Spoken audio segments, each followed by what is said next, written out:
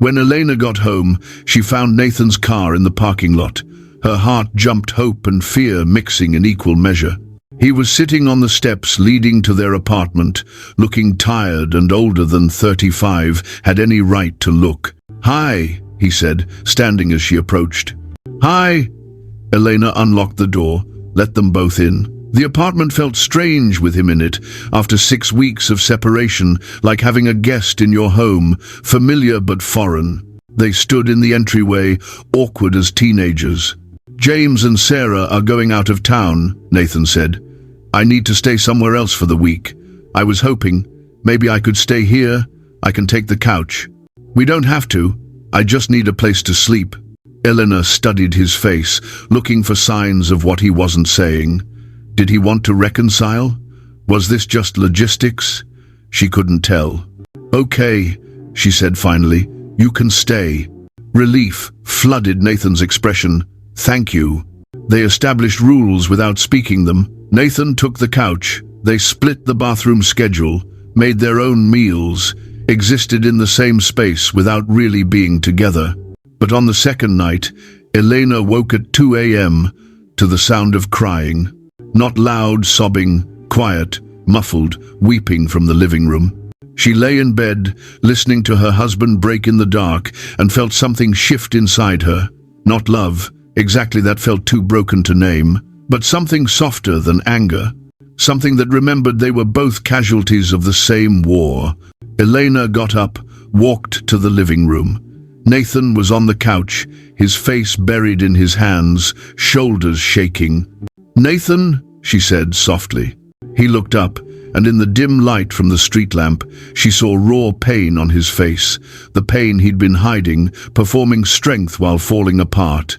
"I'm sorry," he choked out. "I'm so sorry. For all of it. For not being enough. For not knowing how to fix this. For wanting things you can't give me. For not protecting you from my mother. For..." Elena sat beside him on the couch, close enough that their knees touched. "Stop. You don't have to apologize for wanting children." "But I hurt you," Nathan said. "Every time I brought up the frozen embryo, every time I pushed for another try, I hurt you. And I knew it. But I couldn't stop, because if we stop trying, then..." His voice broke completely. "Then it's really over. The dream is really dead. And I don't know how to grieve that." Elena felt tears on her own face. "I don't either. I've been trying for 7 years, and I still don't know how to let go." They sat in the darkness, two broken people who'd loved each other once, and maybe still did, under all the grief and disappointment. "I miss you," Nathan whispered. "I miss us. Before all this, when we were just us." "I miss us too," Elena admitted. "But I don't know if we can get back there. Too much has happened, too much hurt." "So what do we do?" Elena took a breath, said the thing she'd been afraid to say. "I think we need to make a decision about the embryo, not keep postponing it. Actually decide, one way or another, because we can't move forward together or apart until we close that chapter." Nathan nodded slowly. "What do you want to do?" "I don't know," Elena said honestly. "Part of me wants to try one more time. Part of me knows I can't survive another failure. Part of me thinks we should let it go, donate it to science or another couple, and part of me feels like giving up on it is giving up on us." "It's not," Nathan said firmly. "Whatever we decide about the embryo, that's separate from us. We can choose to stay married without more IVF attempts. We can choose to build a different life." "Can we?" Elena turned to face him. "Because every time I look at you, I see the children you want that I can't give you. And I think you see the same when you look at me, the failure, the broken biology, the dream that died." Nathan reached for her hand, and this time she let him take it. "When I look at you, I see the woman I fell in love with. The woman who survived 7 years of hell with more grace than anyone should have to. The woman who's strong even when she feels weak. That's what I see, Elena, not your ovaries, you." Elena wanted to believe him. God, she wanted to believe him so badly. "I think we should transfer it," Nathan said quietly. "The frozen embryo, one more try, but Elena and I mean this, if you can't handle that, if it's too much, we don't do it. Your mental health, your well-being, our marriage, Those matter more than a maybe baby. Elena sat with that. One more try, 25% odds, probably another failure, but also closure, an ending to this chapter one way or another. Okay, she said finally, one more try. But Nathan, if it fails when it fails, we're done. No more IVF, no more fertility treatments. We move on, whatever that looks like. Deal, Nathan said. And regardless of what happens, we fight for us. We get counseling, even if we have to borrow money. We figure out how to be married without making it about babies. We remember why we fell in love in the first place. Deal, Elena choith. They sat on the couch holding hands until the sky started lightening outside, until the city woke around them, until it was officially tomorrow and they had to face the decision they'd just made. One more try, one last chance, one final shot at the miracle they'd been praying for 7 years. Or one final failure that would close the door forever. Elena didn't know which it would be, but for the first time in months, she felt something that might have been hope. Or might have been resignation. Sometimes it was hard to tell the difference.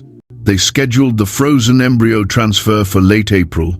Spring was arriving in fits and starts, daffodils one day, snow the next, as if the weather itself couldn't decide whether to believe in resurrection. Elena went on birth control for 3 weeks to regulate her cycle, then started estrogen patches to thicken her uterine lining. The medications were less intense than the IVF stimulation. No injections, just patches and pills, but the emotional weight was heavier. This was it, the last embryo, the final attempt. Nathan moved back home permanently. They were really trying to rebuild what infertility had demolished. Some days were good. They laughed over dinner, watched movies, curled on the couch, remembered how to be tender with each other. Other days were hard. They argued about small things that were really about large things. They cried separately and sometimes together. But they were trying. Pastor Grace had connected them with a counselor, Dr. Miriam Chen, a quiet woman in her 50s who specialized in infertility trauma. Elena and Nathan went every week, slowly unpacking 7 years of grief, resentment, and broken dreams. You've both been living in survival mode, Doctor. Chen observed in one session. Fight or flight, constantly. Your nervous systems are dysregulated. Your relationship has become a crisis instead of a refuge. She taught them grounding techniques, communication tools, ways to be present with each other instead of stuck in past disappointments or future anxieties. It helped. Not dramatically, not instantly, but incrementally. They were finding their way back to something that felt like partnership. Margaret called twice. Nathan answered once, listened to 5 minutes of her explaining why his separation from Elena proved she was right about everything, then hung up. The second time, he didn't answer at all. I'm done, he told Elena. With her manipulation, her cruelty. We'll reconnect when, if she can treat you with basic human respect, but not before. Elena had cried hearing that. Not sad tears, relief tears. Being chosen, being defended, being worth protecting. It mattered more than she'd realized. The transfer was scheduled for April 28th, a Tuesday morning, overcast and humid. Elena woke at 6 a.m., her bladder painfully full per instructions. Nathan made her toast she couldn't eat, held her hand through the drive to the clinic, stayed beside her through check-in and prep.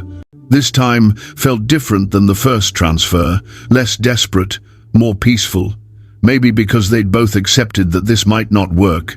Maybe because they'd decided their marriage wasn't riding on this outcome. Maybe because they were just too tired to maintain the hope that had sustained them for years. Dr. Reed met them in the procedure room, his expression professionally optimistic. Your lining looks perfect. The embryo thawed beautifully. We have everything going for us. Everything except odds, Elena thought, but she didn't say it out loud. The embryologist brought in the catheter containing their 3BB embryo, the second one, the backup, the last chance. Ready? Dr. Reed asked. Elena looked at Nathan. He squeezed her hand. She nodded. The transfer took 5 minutes. Catheter inserted, embryo released, Ultrasound confirming placement. Done. Officially pregnant until proven otherwise, Dr. Reed said with a smile. Rest today, normal activity tomorrow, pregnancy test in 2 weeks. 2 weeks, 14 days. The math Elena knew by heart. They went home. Nathan tucked her into bed with tea and magazines and Netflix queued up. He took the day off work, stayed beside her, present and attentive in ways he hadn't been during the first transfer when fear had made him distant. How do you feel? He asked. Weirdly calm, Elena said honestly. Like I've already accepted whatever happens. Me too. Nathan settled beside her on top of the covers. If this works, amazing. Miracle. We'll be grateful forever. But if it doesn't, we'll be okay. We'll figure out the next chapter. Elena turned to look at him. You mean that? You're really okay if we don't have biological children? Nathan took a moment before answering, and Elena appreciated his honesty more than a quick reassurance. I'm grieving that possibility, he said carefully. But I'm not willing to lose you over it. You matter more. Us matters more. And there are other ways to build a family: adoption, fostering, mentoring, or maybe we don't have kids at all. Maybe we build a different kind of meaningful life. Your mother will disown you, Elena said. Then she disowns me. Nathan's voice was firm. I'm done sacrificing our marriage on the altar of her expectations. They spent the day together, talking and not talking, being present, being gentle. That night, they made love for the first time in months, not scheduled, not clinical, just intimate connection between two people, remembering how to love each other. The 2-week wait was easier this time, maybe because Elena wasn't symptom spotting every hour. Maybe because they'd filled their days with other things, counseling sessions, date nights, conversations about futures that didn't center on pregnancy. But also, maybe because Elena had prayed differently this time, not demanding, not bargaining, not listing all the reasons God should say yes. Just, your will, whatever that is, help me accept it. It was a prayer of surrender, of trust, of letting go of control she'd never really had. 10 days after transfer, Elena woke to cramping, familiar menstrual cramping that made her stomach drop. It's probably implantation, Nathan said, hopeful. Maybe, Elena agreed, not believing it. 12 days after transfer, the cramping increased. Elena went to the bathroom expecting blood. Nothing. But the cramping felt ominous, like her body gathering strength to reject another embryo. She didn't test early this time, refused to. The blood test was in 2 days. She could wait. On day 14, May 12th, a Tuesday morning identical to the transfer day 2 weeks prior, Elena and Nathan drove to the clinic. They were quiet. Not scared quiet, peaceful quiet, resigned quiet, whatever happens quiet. The phlebotomist drew Elena's blood with practiced efficiency. Results by 2 p.m. They went to a nearby diner for breakfast, ordered pancakes, neither of them finished. Talked about Nathan's new project, Elena's idea to volunteer at the church's community center, their upcoming counseling session. Not about the embryo, not about pregnancy, not about results. At 1:47 p.m., Elena's phone rang. They were in the park, sitting on a bench, watching children play, a strangely fitting location for whatever news was coming. Elena answered, "Put it on speaker." "Mrs. Brooks, this is Dr. Reed." Not the nurse, the doctor himself. Elena's heart sank. Doctors only called with bad news, right? "I wanted to call personally," Dr. Reed continued, "because your results are unusual." Unusual? What did that mean? "Your beta HCG is 53. Silence. Elena's brain struggled to process. 53. Over 50 meant pregnant, but barely over. A low number. "So I'm pregnant?" she asked carefully. "Technically, yes," Dr. Reed said, "but it's a low beta for 14 days post-transfer. We like to see at least 75 at this stage. 53 suggests either very early implantation or possibly a non-viable pregnancy." Non-viable, meaning the embryo implanted but wasn't developing properly, meaning this could still be a failure, just a slower, crueler one. "What do we do?" Nathan asked, his voice tight. "We wait," Dr. Reed said. "Come back in 48 hours for another beta. We need to see if the number is rising appropriately. It should double every 48 to 72 hours. If it doubles, we're looking at a viable pregnancy. If it doesn't, we're looking at a chemical pregnancy that will likely miscarry." Chemical pregnancy, a term meaning pregnant but not really, pregnant but losing it, pregnant but don't get excited. "Is there anything I should do?" Elena asked. "Continue the progesterone, no strenuous activity, and try not to stress," Dr. Reed said. "I know that's easier said than done, but we just need to wait and see." They hung up. Elena and Nathan sat on the park bench, watching children play, trying to process. 53, Elena said finally. "That's pregnant." "But barely," Nathan added. "But still." Elena turned to him. "Nathan, we're pregnant. Technically. For now." They stared at each other and then unexpectedly started laughing. Not joy laughing.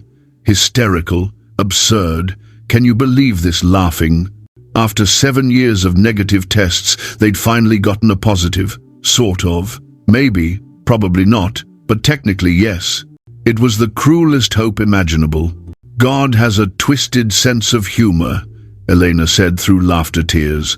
"Seriously twisted," Nathan agreed. They went home, called Pastor Grace, told her the ambiguous news. "I'm praying," she said simply, "for doubling numbers, for viable pregnancy, but also for peace, regardless." The next 48 hours were torturous. Elena felt phantom symptoms, cramping that might be miscarriage or might be implantation, fatigue that might be pregnancy or might be stress. She Googled low beta success stories at 3 a.m., found equal numbers of miracles and tragedies. Thursday morning, they returned to the clinic. Blood draw, more waiting, results by 2 p.m. Elena and Nathan went to a movie to kill time, some action film they didn't watch, just sat in the dark theater waiting for Elena's phone to ring. At 2:14 p.m., Dr. Reed called. "Your beta is 187. Elena's brain calculated automatically. 53 to 187 in 48 hours. More than tripled, way more than doubled.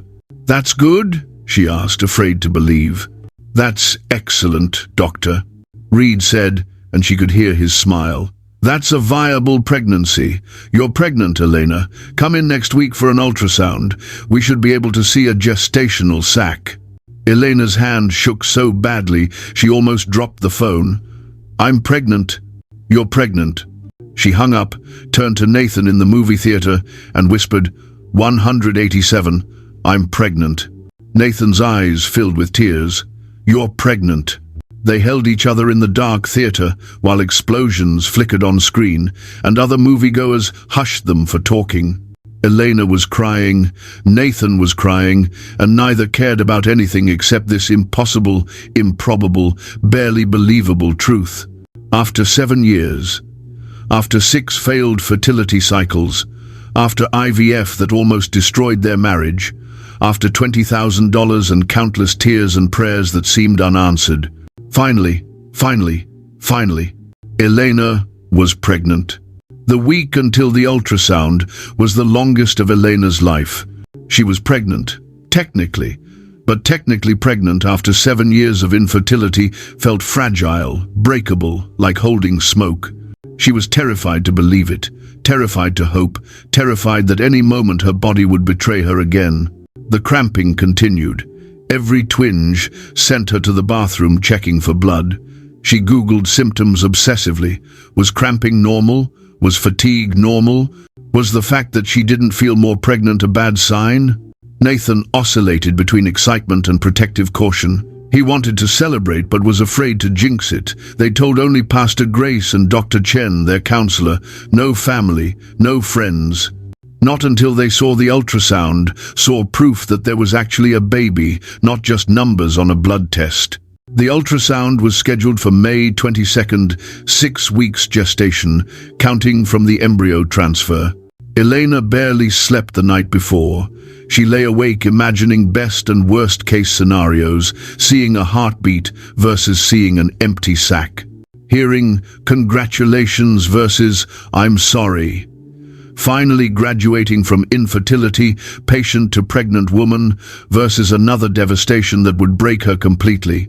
Try to sleep, Nathan whispered in the dark. Tomorrow will come either way. What if it's empty? Elena voiced her deepest fear. What if there's no heartbeat? What if... Then we'll deal with it, Nathan said firmly. Together. But Elena, we can't catastrophize before we know. Let's just wait for morning. Morning came grey and drizzly. Elena showered, dressed, moved through motions like a woman walking to execution or coronation, impossible to know which until the sentence was read. At the clinic, they were taken to the ultrasound room. Elena changed into a gown, positioned herself on the table, feet in stirrups. This position she knew so intimately, had endured so many times, that it had become almost comfortable. The technician was new. Elena didn't recognize her. A young woman, maybe 25, professionally cheerful. Okay, Mrs. Brooks, let's take a look. The wand inserted, the screen flickered to life, grey and black shadows that meant nothing to Elena's untrained eyes. The technician went quiet, clicked and measured, moved the wand, clicked more. Her expression shifted from cheerful to focused. Elena's heart started pounding. Silence was bad. Technicians who stopped chatting were bad. What is it? She asked, gripping Nathan's hand. Is something wrong? I'm just... Give me a moment, the technician said, her eyes locked on the screen. Elena felt the world tilting. Empty sac, no heartbeat, another failure. Of course it couldn't actually work. Of course God would give her a positive pregnancy test just to crush her more thoroughly. Is that... The technician leaned closer. Dr. Reed needs to see this. Stay right here. She left the room quickly. Elena looked at Nathan, fear written across both their faces. What's happening? I don't know, Nathan said, but his hand was trembling. Dr. Reed appeared moments later, calm but focused. He took over the ultrasound, positioning the wand, studying the screen with intense concentration. Elena, he said slowly, how much do you know about your family's medical history? Strange question. Not much. Why? Dr. Reed turned the screen toward them, pointing. Do you see these 2 gestational sacs? Elena squinted. 2 dark circles. 2. What are you saying? Nathan asked. I'm saying you're pregnant with twins, Doctor, Reed said, and his voice carried wonder. Identical twins, actually. 1 embryo split, and... He moved the wand slightly. Both have strong heartbeats. I'm seeing cardiac activity in both sacs. The words didn't compute. Twins. Identical twins. Both with heartbeats. From 1 embryo. That's... Elena couldn't form sentences. That's impossible. We transferred 1 embryo. And it split, Doctor. Reed explained, smiling now. It happens in about 1 to 2% of IVF pregnancies. Completely spontaneous, completely unpredictable. Elena, Nathan, you're having identical twins. The room spun. 7 years of infertility, premature ovarian aging, 5% chance of natural conception, 25% chance per embryo transfer, their last embryo, their final attempt, and God gave them twins. Not 1 baby, 2. Elena started sobbing huge, gulping sobs that shook her whole body. Nathan was crying too, his face buried in her shoulder, while Dr. Reed discreetly gave them a moment, pretending to study the ultrasound screen. Can you hear them? Dr. Reed asked after a respectful pause. He turned on the Doppler. 2 rapid heartbeats filled the room, galloping, racing, strong and alive and impossible and real. 142 and 146 beats per minute, Dr. Reed said. Both perfect, both measuring exactly on track for 6 weeks. He printed ultrasound pictures, 2 tiny blobs on dark background, small white flickers showing the heartbeats. Congratulations, Dr. Reed said warmly. You've graduated from fertility patient to high-risk pregnancy patient. Twins need closer monitoring, so we'll schedule ultrasounds every 2 weeks. But Elena, this is a miracle. After your ovarian reserve numbers, after everything, this is extraordinary. They left the clinic in a daze, clutching ultrasound pictures, trying to process. In the car, Nathan just stared at the pictures. Twins. Twins, Elena echoed. Elena, after 7 years, God gave us twins. She started laughing and couldn't stop, hysterical, joyful, disbelieving laughter. They'd prayed for one child, had spent 7 years begging for just one baby, and God, in his infinite, incomprehensible, utterly overwhelming generosity, had given them 2. What do we tell people? Nathan asked. Everything, Elena said. We tell them everything. The 7 years, the IVF, the separation, the last embryo, the miracle, all of it. They called Pastor Grace first. She screamed, actually screamed with joy. I knew it. I knew God was writing something bigger than we could see. They called James and Sarah next. Sarah cried. James congratulated them warmly, then said, Should I tell Mom, or do you want to? Elena and Nathan looked at each other. We'll tell her, Nathan said, eventually, when we're ready. They drove home, ordered takeout, sat on the couch staring at ultrasound pictures like they were treasure maps. Daniel and Destiny, Elena said suddenly. What? Their names. If it's a boy and girl, Daniel and Destiny. If it's 2 boys, Daniel and David. 2 girls, Destiny and Grace. Nathan smiled. You've been thinking about names. For 7 years, Elena admitted. I've had names picked out since before we were married. I just never thought I'd get to use them. Nathan pulled her close. We're having twins. We're having twins, Elena whispered back, still barely believing it. That night, Elena lay in bed, touching her still flat stomach, imagining 2 tiny heartbeats growing inside her, 2 babies, 2 miracles, 2 answers to 7 years of prayers that had felt unanswered. She thought about the journey, the negative tests, the failed treatments, the separation, the near divorce. She thought about Margaret's cruelty, the clinic's statistics, the doctors who'd said unlikely and diminished reserve and less than 5%. And she thought about God, who had seemed absent, who had seemed cruel, who had seemed to be saying no for 7 years. Until, in his timing, in his way, with his unbelievable generosity, he'd said yes. Not just yes, but yes times 2. Elena prayed for the first time in months, with something other than desperation. Thank you, she whispered into the dark. Thank you for seeing me. Thank you for not forgetting. Thank you for this impossible gift. Help me trust you through whatever comes next. Because there would be complications, there always were with twins. There would be anxiety. 7 years of infertility didn't disappear overnight. There would be difficult conversations ahead with Margaret, with their community, with themselves, about what this miracle meant. But tonight, in this moment, Elena let herself simply be grateful. The tree pendant lay on her nightstand, catching moonlight, roots and branches. Nathan's anniversary gift from what felt like a lifetime ago, when hope was dying and marriage was crumbling. Elena picked it up, fastened it around her neck. The tree hadn't been barren after all, just waiting for the right season. Beside her, Nathan's hand found hers in the darkness, and they fell asleep holding on to each other and the impossible truth growing between them. 2 heartbeats where there should have been none. 2 miracles where statistics had promised only failure. 2 babies who would be born from the ashes of 7 years of grief.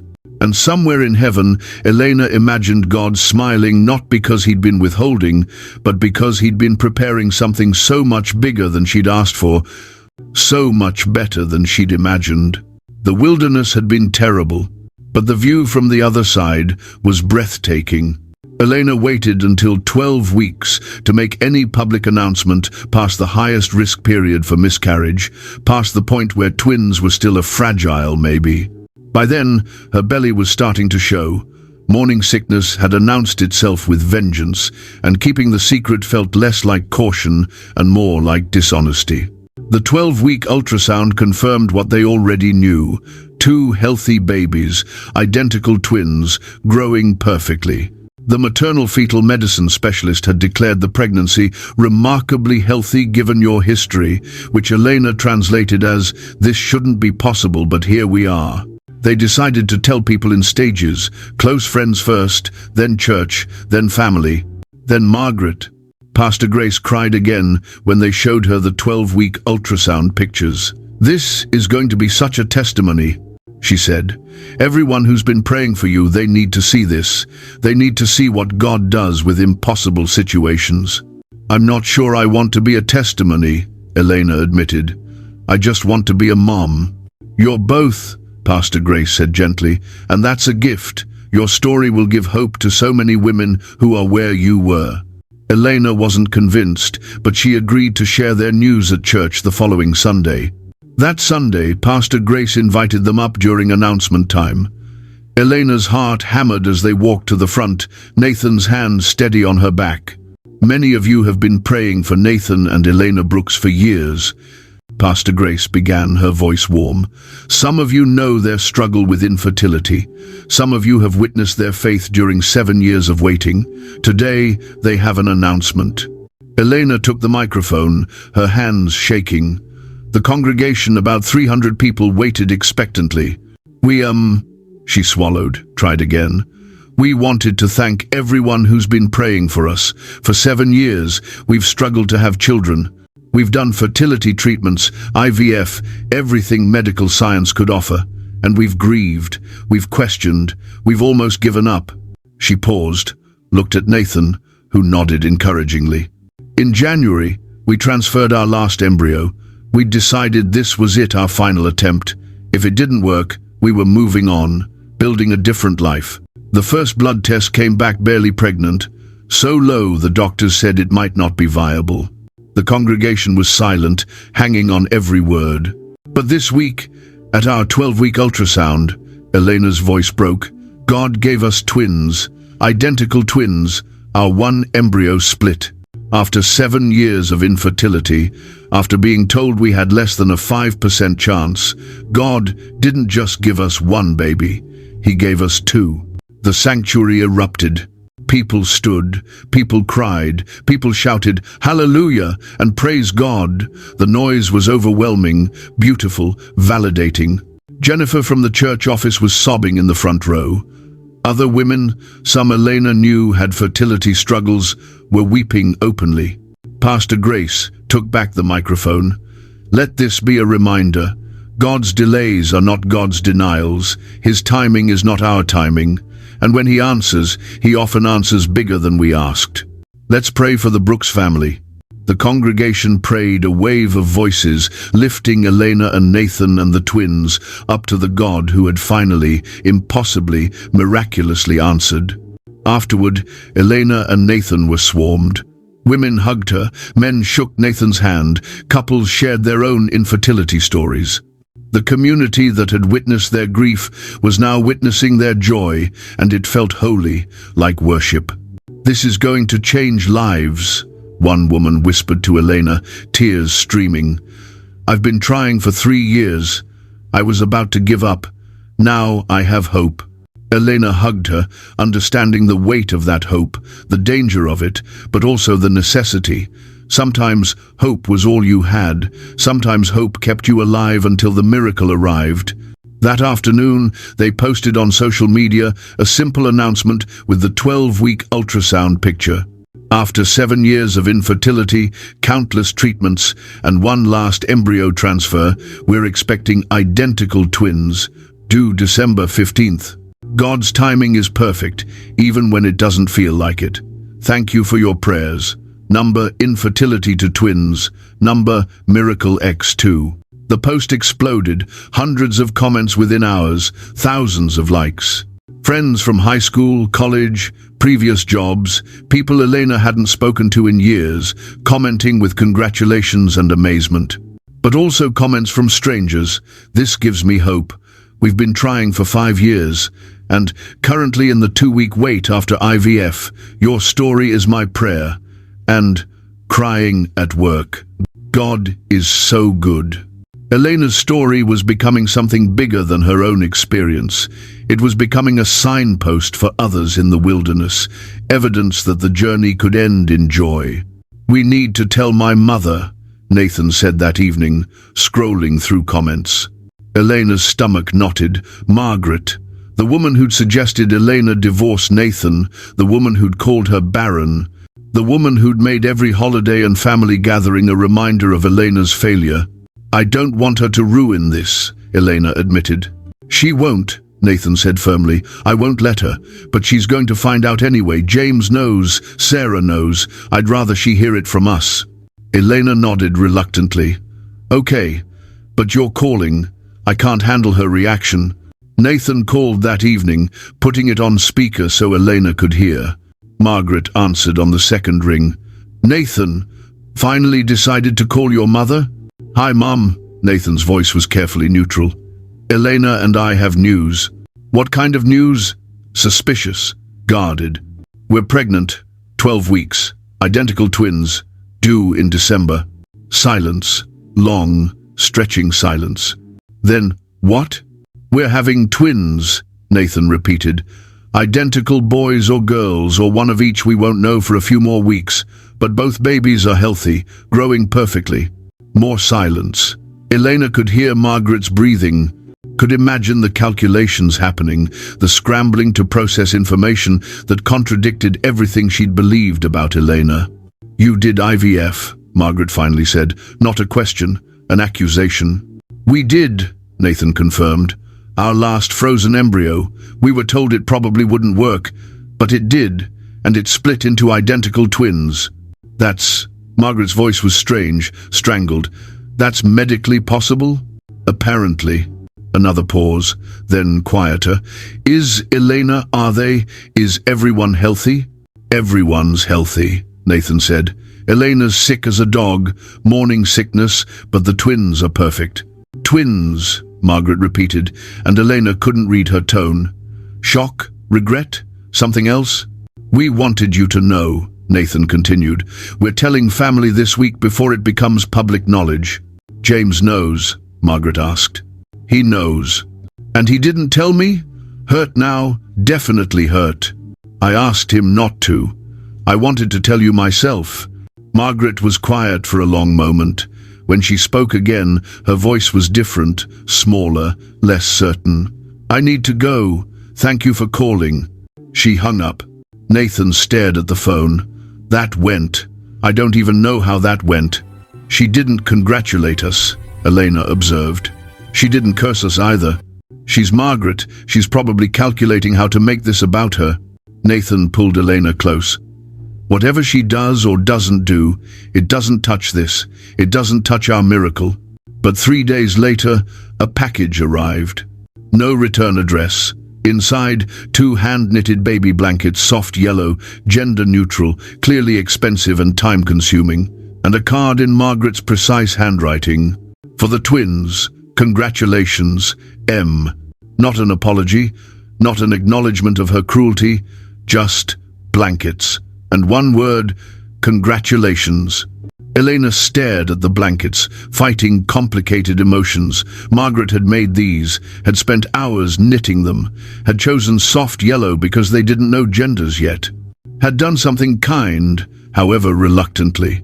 "It's not enough," Elena said to Nathan. "Blankets don't erase what she said." "No, they don't," Nathan agreed. "But maybe it's a start. Maybe this is her way of trying.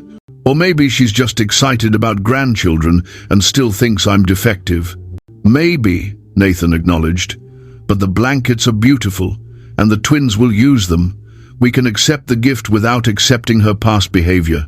Elena folded the blankets carefully, set them in the nursery. They'd started preparing the room that had sat empty for 7 years, that was now being painted soft, green, filled with a crib Nathan was assembling, decorated with hope that felt dangerous but necessary. 2 blankets for 2 babies. From a woman who'd once suggested Elena was cursed. Grace was complicated sometimes.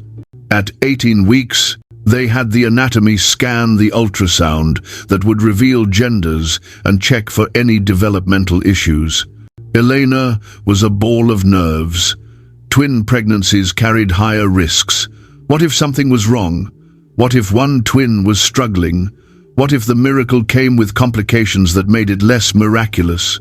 The ultrasound technician was thorough, measuring every organ, every bone, checking blood flow, brain development, heart chambers. She was quiet, focused, and Elena's anxiety ratcheted higher with every passing minute. "Is everything okay?" Elena finally asked, unable to take the silence. The technician smiled. "Everything looks perfect. Both babies are measuring right on schedule. No concerns at all. Want to know genders?" "Yes," Elena and Nathan said simultaneously. "Baby A is a boy," the technician announced, pointing to the screen. "And baby B is also a boy, identical twin boys." Boys. Elena felt emotion flood her chest. 2 sons, Daniel and David, the names she'd picked years ago, waiting in her heart for babies that had seemed impossible. "Healthy boys?" Nathan asked, his voice tight with emotion. "Very healthy boys," the technician confirmed. "Strong heartbeats, good growth, no abnormalities. You're incredibly blessed." They left with ultrasound pictures and the knowledge that would make this real. Daniel and David, 2 sons, due December 15th. That evening, they called their inner circle Pastor Grace, James and Sarah, Dr. Chen, their counselor, close friends from church. Everyone celebrated. Sarah offered to throw a baby shower. James promised to help finish the nursery. Pastor Grace prayed over the phone, her voice thick with tears. "Margaret needs to know," Nathan said after the calls were done. Elena nodded. She knew he was right. Knew that withholding information about the genders, about the health of the babies, would only widen the breach. Nathan called. "Put it on speaker again." "Hi, Mum. We had the anatomy scan today. Both babies are healthy, and they're boys, identical twin boys." Margaret's intake of breath was audible. "Boys." "Daniel and David," Nathan added. "We've picked names." "Biblical names," Margaret said, and there was something in her voice Elena couldn't identify. "Strong names." "We thought so." Silence stretched. Elena waited for the criticism, the comment about how Elena probably couldn't handle twin boys, the suggestion that they'd need help. Margaret's help, specifically. Instead, Margaret said quietly, "I'd like to visit when the babies are born, if you'll allow it." Nathan looked at Elena. She shrugged. The decision was his. "We'd like that," Nathan said carefully. "But Mum, I need to be clear. If you visit, you treat Elena with respect. No comments about the past. No reminders of what you said when we were struggling. We're building our family now, and everyone who's part of it needs to honor and support Elena." Another pause. Then, "Understood. Okay then, we'll let you know when they're born." After hanging up, Nathan pulled Elena into his arms. "You don't have to forgive her," he said. "Not yet. Not until you're ready." "I know," Elena whispered. "But maybe one day, if she actually changes, if she shows up as a supportive grandmother instead of a critical mother-in-law." "Maybe," Nathan agreed. The weeks rolled forward. Elena's belly grew impossibly large with 2 babies. She was put on modified bed rest, a 28-week standard for twins. Nathan worked from home, bringing her meals, rubbing her swollen feet, assembling 2 cribs, 2 changing tables, 2 of everything. The nursery came together slowly, soft, green walls, white furniture, the yellow blankets Margaret had sent folded on a rocking chair. Friends donated clothes, diapers, supplies. The church held a baby shower that left Elena weeping at the generosity, at the community that had witnessed her pain and now celebrated her joy. At 32 weeks, Elena's blood pressure spiked. She was admitted to the hospital for monitoring. The maternal fetal medicine team watched her carefully, balancing keeping the babies in longer against the risk to Elena's health. "We're aiming for 35 weeks, Doctor," Patel explained. "That's considered late preterm for twins, safe for delivery, minimal NICU time. But if your blood pressure keeps rising, we may need to deliver earlier." Elena spent 2 weeks in the hospital, Nathan sleeping in a chair beside her bed, Pastor Grace visiting daily, friends from church rotating through with meals and encouragement. At 34 weeks and 3 days, Elena's blood pressure spiked dangerously.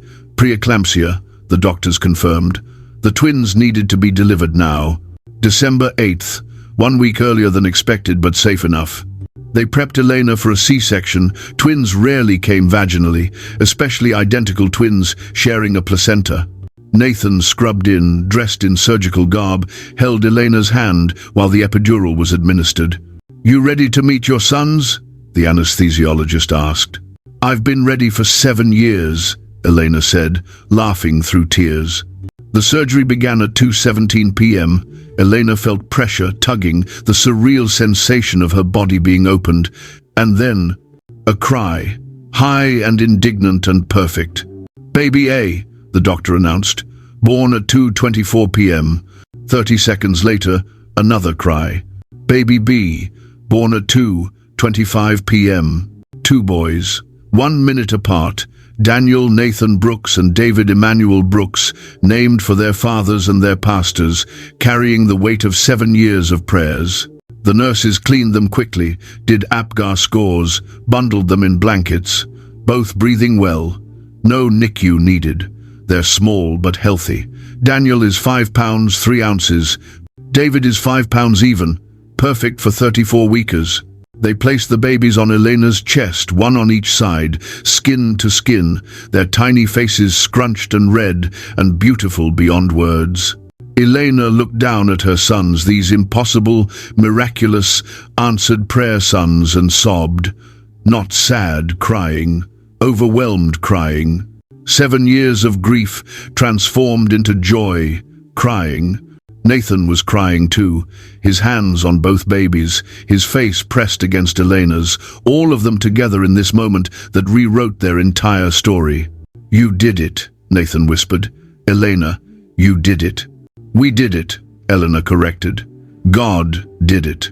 The nurse took pictures, Elena holding both twins, Nathan kissing her forehead, the 4 of them together. Then they took the babies for more tests, promising to bring them back soon. Elena was wheeled to recovery, then to a postpartum room.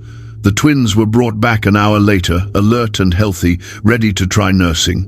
It was awkward, complicated, trying to figure out how to feed 2 babies at once. But they managed, with help from a patient lactation consultant, and by evening, both boys had nursed and were sleeping peacefully in the hospital bassinet. Nathan called their inner circle. Pastor Grace cried again. She'd cried at every major milestone. James congratulated them warmly, said Sarah was planning to visit tomorrow. Dr. Chen sent flowers with a note. "So proud of you both. What a journey." And then Nathan called his mother. "They're here," he said simply. "Daniel and David, born this afternoon, both healthy, both perfect." Margaret's voice cracked. "Can I come? Tomorrow? I know it's soon, but—" Nathan looked at Elena. She nodded, too exhausted and too happy to hold grudges. "Tomorrow afternoon," Nathan said. "Visiting hours start at 2. "I'll be there," Margaret promised. The next day, Elena was sore, exhausted, overwhelmed, and deliriously happy. The twins were doing well, nursing, sleeping, filling diapers. The nurses praised their stability, their color, their good health for 34 weekers. At 2:15 p.m., there was a knock on the door. Margaret entered, and Elena barely recognized her. She looked smaller somehow, older, uncertain. Her hands clutched a large gift bag. "Elena," she said quietly. "Nathan." "Hi, Mom." Nathan stood, kissed her cheek cautiously. Margaret approached the bassinet where the twins slept, bundled in hospital blankets and tiny knit hats. She stared at them for a long moment, her expression unreadable. Then she turned to Elena, and her eyes were wet. "I'm sorry," Margaret said, and her voice broke. "I'm so sorry for everything I said, everything I implied, the way I treated you. You didn't deserve it. None of it. And she took a shaky breath. "I almost destroyed my son's marriage with my cruelty. I almost lost him." And I almost missed these beautiful boys, because I was too proud and too judgmental to see that God's plan was bigger than my expectations. Elena stared at her mother-in-law, shocked into silence. I don't expect you to forgive me right away, Margaret continued. I don't deserve forgiveness, but I'm asking anyway, and I'm promising to do better, to be better, to support you, to honor you, to be the grandmother these boys deserve. Elena looked at Nathan, who looked equally stunned. Okay, Elena said finally, her voice thick. Okay, let's start over. Clean slate. Margaret nodded, tears spilling. Thank you. She approached the bassinet again, and this time Nathan lifted Daniel, the firstborn, the slightly bigger twin, and placed him in his grandmother's arms.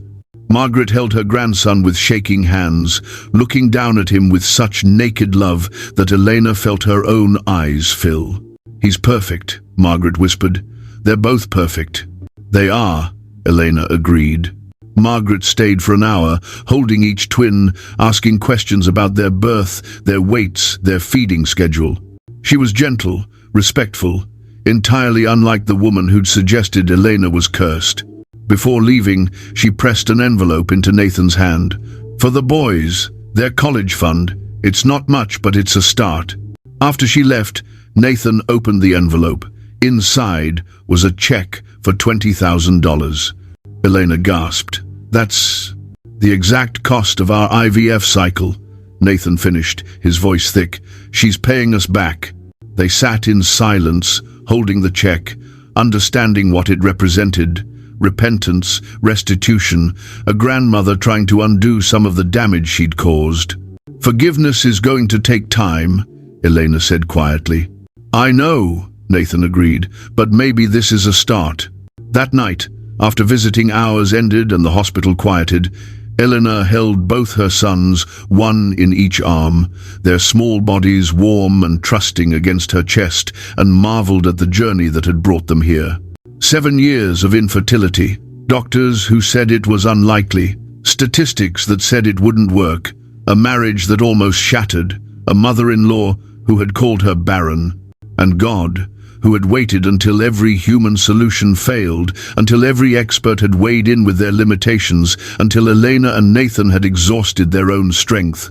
And then God gave them twins. Not just one answer, two. Not just meeting their need, exceeding it. Thank you, Elena prayed quietly, tears streaming. Thank you for seeing me in the wilderness. Thank you for not forgetting. Thank you for these impossible boys. Help me raise them well. Help me never forget what you brought us through. Daniel stirred against her chest, making small baby noises. David's hand curled around her finger with surprising strength. Her sons, her miracles, her testimony. Outside the hospital window, December stars shone cold and bright, and somewhere in heaven, Elena imagined God smiling at his children, the ones who'd waited so long, who'd cried so many tears, who'd almost given up. And in the economy of grace, those tears had been seeds.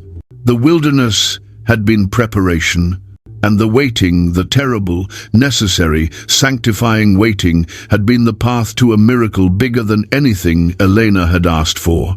She fell asleep with her sons in her arms, her husband beside her, and a future that had finally, impossibly, miraculously arrived. Elena stood in front of her church on a cold December Sunday, Daniel on one hip, David on the other. Both boys were now a year old, chubby, curious, identical in every way, except David had a small birthmark on his left ankle that was the only way to tell them apart. Pastor Grace had invited Elena to share her testimony during the Sunday service. For weeks, Elena had debated whether to do it. Her story was so raw, so personal, but she'd finally agreed, understanding that her wilderness might be someone else's map. A year ago today, Elena began, her voice slightly amplified by the lapel mic. I was in the hospital, recovering from an emergency C-section, holding 2 babies I'd prayed for 7 years. 7 years of negative pregnancy tests. 7 years of failed treatments.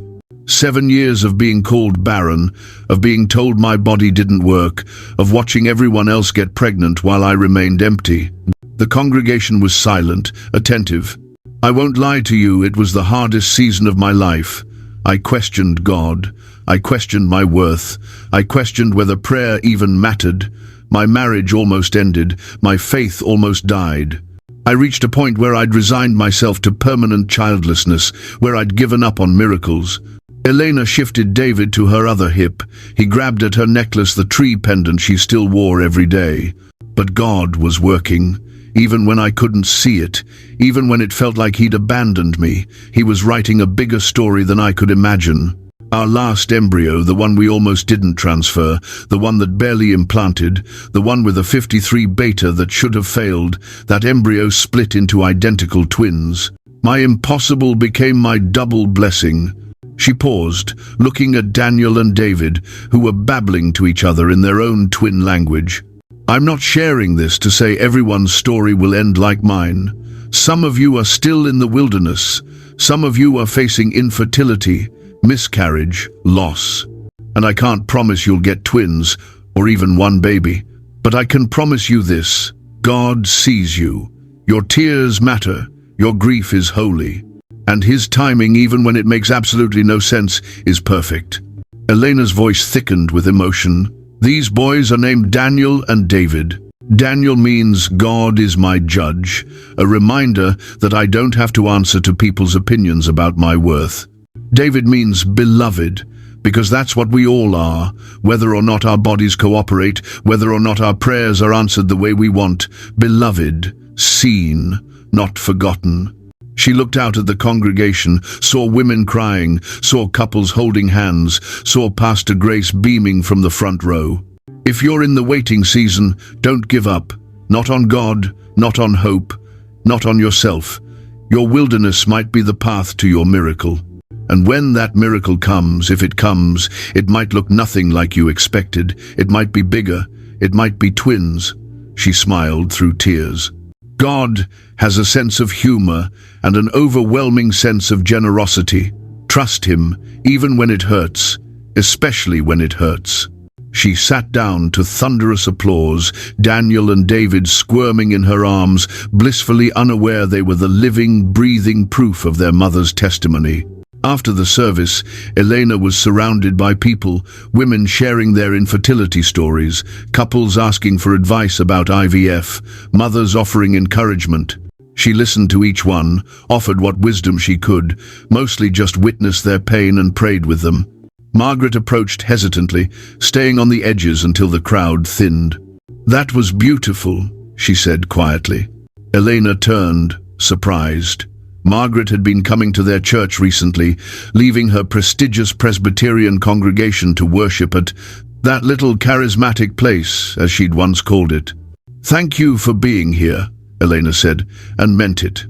Their relationship was still healing, still fragile, but genuine change was happening. Margaret came weekly to help with the twins, never criticized, never offered unsolicited advice. She'd become the supportive grandmother Elena had never expected. "I'm proud of you," Margaret said, and the words carried weight. "For surviving, for sharing, for raising my grandsons with such grace." Elena's eyes filled. "That means a lot." Margaret reached out, squeezed Elena's hand briefly, then moved to take David from her arms. "Let me hold this one. You need a break." Elena watched her mother-in-law walk away with her grandson, cooing at him in a soft voice Elena had never heard before, and marveled at the transformations that had happened over the past year. Nathan appeared beside her, sliding an arm around her waist. "You did great up there." "It was terrifying," Elena admitted, "but necessary. Your story is going to help so many people." They watched their sons, Daniel reaching for Pastor Grace, who'd scooped him up, David contentedly babbling at his grandmother, and Elena felt the full weight of their journey. "I wouldn't change it," she said suddenly. Nathan looked at her, surprised. "The 7 years?" "I wouldn't change it," Elena repeated.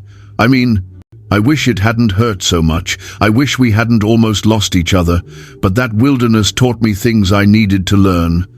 About God's faithfulness, about marriage, About my worth not being tied to my productivity. I don't think I'd be the mother I am now without those 7 years. Nathan pulled her closer. That's beautiful. Also slightly crazy, but beautiful. Elena laughed. Yeah, ask me again on a day when both boys are screaming and I haven't slept in 36 hours. I might give you a different answer. Fair.